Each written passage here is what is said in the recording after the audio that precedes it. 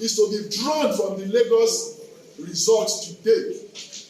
It is that when Asiwaju Bola Ahmed Tinubu is eventually declared by the umpire INEC as the legitimately elected president of this country, nobody should complain about the process, because the process has been demonstrably fair and just, as exemplified by the results in Lagos, which we are not even contesting now. And honestly, we have always said this, and I did say it a few moments ago, that our candidate is the avatar of democracy in this season, in this country today. He has fought strenuously to enthrone this democracy. He has acted in government to deepen this democracy. And he has demonstrated his commitment, unalloyed, unavowed, to democracy. So he's taking it in his stride. We are all taking it in our stride as committed Democrats, because we do not want anything to derail this democracy, hard fought for and hard won. Now, those who are bellyaching all around, issuing threats that if they do not win, there will be fire and brimstone and all that. I ask you, how many of them were in the barricades fighting for this democracy? They were not there. So they do not appreciate democracy. They do not understand the dynamics and nuances and the convention of democracy. So they have no stake in this democracy. That's why they can say there will be fire and brimstone. In fact, some obedience have been calling for the return of the military if they are not declared the winner of this election. A couple of things very quickly. First of all, it's very clear that the words of Dino Melaye and his behavior today, it's like Shakespeare, a tale told by an idiot, full of sound and fury, signifying absolutely nothing. And we need to be very careful at this stage. We are confident of victory. We know that we're going to win this election because we've done our research, but we don't make noise. We want everybody to be cool, everybody to be calm as we coast to that victory. But what they are doing is trying to heat up the polity, provoke us, intimidate our voters and our supporters, threaten us morning, day, and night, and ensure that we react to them. We won't do that. But one thing I will say, just to add to what everybody else has said, and if you don't remember anything that I've said today, please remember this.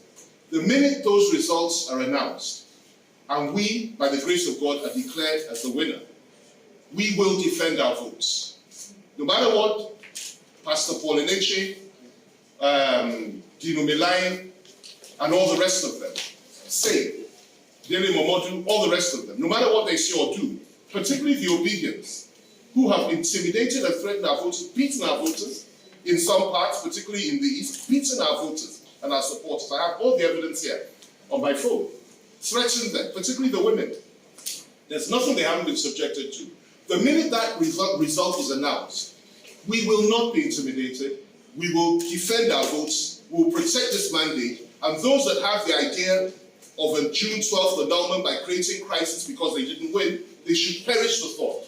I just wanted Mr. Kayama to put me up to speed, bring me up to speed with regards to section 60, 62, and 64. 16? 60, 62, and apparently 64 of the Electoral Act, which Nigerians give them the controversy in terms of whether INEC or it was NTC that had the right to determine whether there was network in transmitting results. I know there was this back and forth. The Electoral Act went to the National Assembly, came back, Nigerians queried the fact that you cannot usurp the powers of INEC and give it to NTC, and I'm sure that was the fact.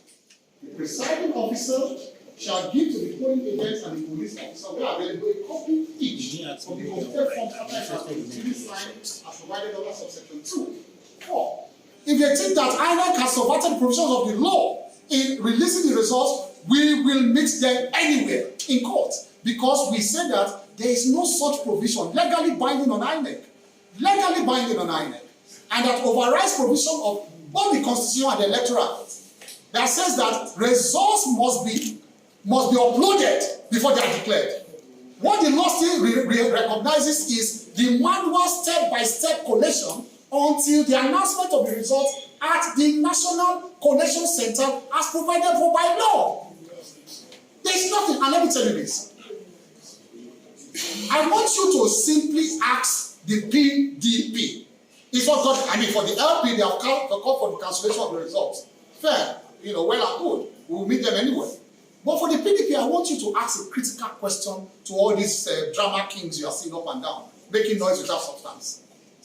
Have you picked up a particular result from a particular state and compared it with the ones your agent submitted?